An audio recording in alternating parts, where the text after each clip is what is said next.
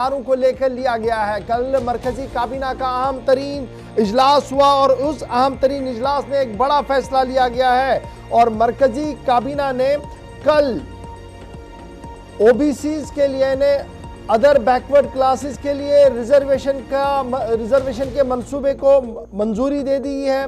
पंचायतों के लिए म्यूनसिपैलिटीज़ के अंदर जम्मू कश्मीर के अंदर यानी जम्मू कश्मीर के अंदर जो मसवदा कानून तहरीर किया गया था उसको कल वज़ीर-ए-आज़म नरेंद्र मोदी की सरबराही में मुनक्किदा हुई काबीना के इजलास में मंजूरी दे दी गई है और अब बाज़ाब्ता तौर पर रिजर्वेशन होगी ओबीसीज़ की पंचायतों के अंदर भी, म्यूनसिपैलिटीज़ के अंदर भी, जम्मू कश्मीर के अंदर। और इस सिलसिले में एक और बड़ा फैसला ये है कि कल मंजूरी मिलने के फ़ौरन बाद अब इस मसवदे कानून को बाज़ाब्ता तौर पर ऐवान के अंदर पेश किया जाएगा। यानी जो करंट बजट सेशन इस वक्त चल रहा है इसमें एक बिल को इंट्रोड्यूस किया जाएगा जो बिल एक रास्ता खोलेगी ओबीसीज की रिजर्वेशन के लिए पंचायतों के अंदर, म्यूनसिपैलिटीज़ के अंदर, जम्मू कश्मीर के अंदर। और यह भी साफ किया गया है कि डीडीसीज हो, बीडीसीज हो, चेयरमैन हो, उन्हें भी रिजर्व किया जाएगा।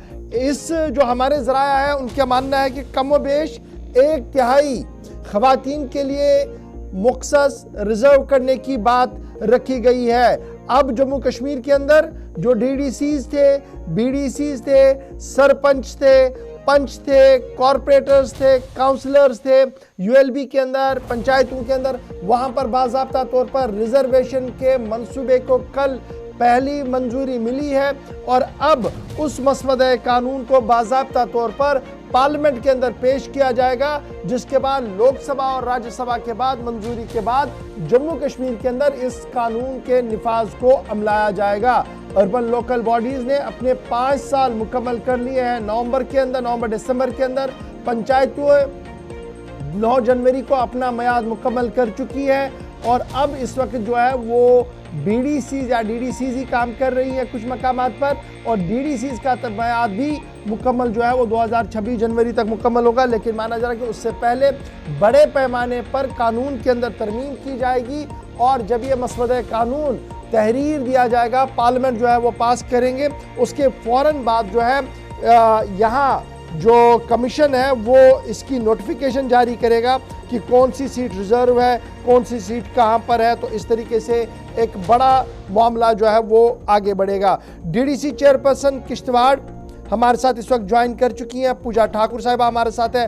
पूजा ठाकुर साहिबा बहुत बहुत शुक्रिया ज्वाइन करने के लिए हमारे साथ। ये जो कानून बनने जा रहा है, जिस तरीके से गवर्नमेंट ऑफ इंडिया ने कल यूनियन कैबिनेट ने इसको मंजूरी दी है, किस तरीके से आप इसको देखते हैं?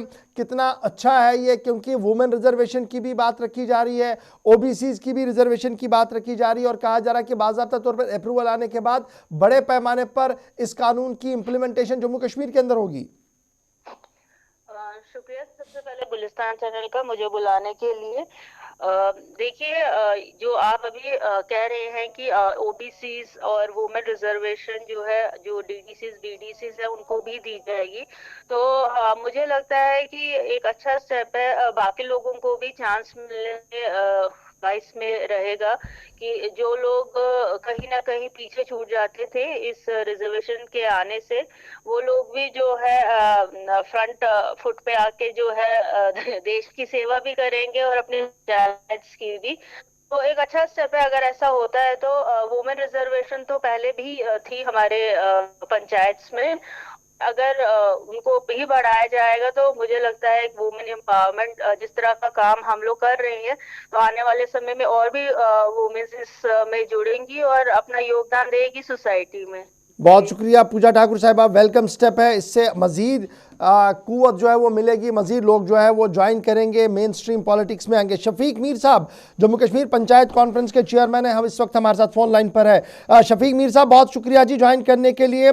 मरकज़ी काबीना ने कल रिजर्वेशन के मामले को हरी झंडी दे दी है। माना जा रहा है कि 1-2 दिन के अंदर अंदर मसवदे कानून को टेबल किया जाएगा, लोकसभा के अंदर, राज्यसभा के अंदर मंजूरी मिलेगी, जिसके बाद जम्मू कश्मीर के अंदर ओबीसी ख़वातीन रिजर्वेशन को नाफिजुल अमल किया जाएगा बल्दियाती इदारों में। आइदर पंच, सरपंच, डीडीसी, बीडीसीज और दीगर जो काउंसलर्स हमारे हैं वहां तक इसको लेने की बात कही जा रही है। क्या ग्रॉस डेमोक्रेसी के अंदर रिजर्वेशंस और इस तरीके से ख़वातीन को रिजर्वेशन को यकीनी बनाने से किस तरीके से इस डिसीजन को आप देख रहे हैं, कितना मजबूत निज़ाम होगा इस पूरे सिस्टम के आने के बाद?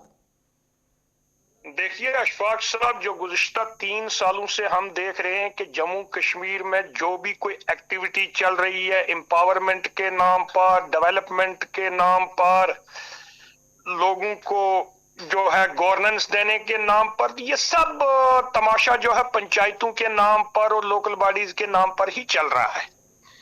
मैं किसी भी सूरत में किसी भी किस्म की इस किस्म की जो है रिजर्वेशंस को इंडोर्स नहीं करता हूं, क्योंकि रिजर्वेशंस जो है पहले से ही आइडिया ऑफ रिजर्वेशन जो है वो आइडिया ऑफ डेमोक्रेसी को खत्म करता है, आइडिया ऑफ जो है इलेक्शन डेमोक्रेसी है उसको खत्म करता है।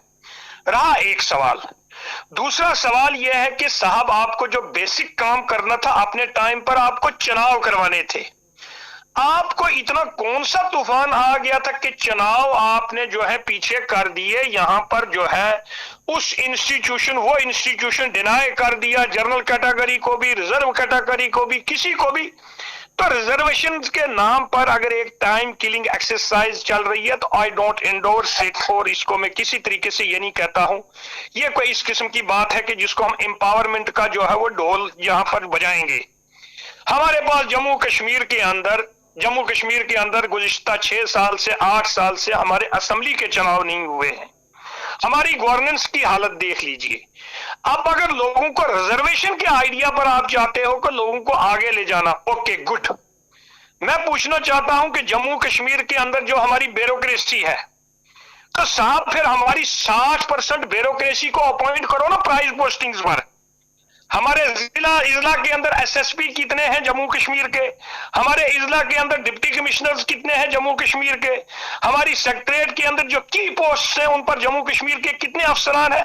तो मुझे लगता है कि एक नॉन विजन वाला आदमी जो है इस किस्म की एक्टिविटीज को जो है वो इंडोर्स या अप्रिशिएट कर सकता है। मेरा मानना यह है कि सरकार को अपने टाइम पर पहले पंचायत के चुनाव करवाने थे, अपने टाइम पर अब जम्मू कश्मीर की असेंबली के चुनाव करवाने थे, और फुल फ्लैज असेंबली जिस तरीके से पूरे मुल्क के अंदर है। तो मैं नहीं समझता हूं कि इस किस्म की अब ओबीसीज को आप रिजर्वेशन दे रहे हैं, एससीज एसटीज जो है पहले दी हुई है, अभी आप पहाड़ियों को जो है शेड्यूल ट्राइब देने जा रहे हैं, अब आप उनको भी रिजर्वेशन दोगे, तो आखिर किस तरफ ले जा रहे हो आप? तो बाकी वाले लोगों को आप क्या कहना चाहते हो, और कौन से लोग बचते हैं? यानी कुल मिलाकर आपका ये मानना है कि ये मूव जो है ये पॉलिटिकल मूव है और टाइम गेनिंग है जी, पंचायतों के इलेक्शन को डेफर करने के लिए, जबकि सरकार का ये मानना है कि हम जी एम्पावर करना चाहते हैं उन सेक्शंस को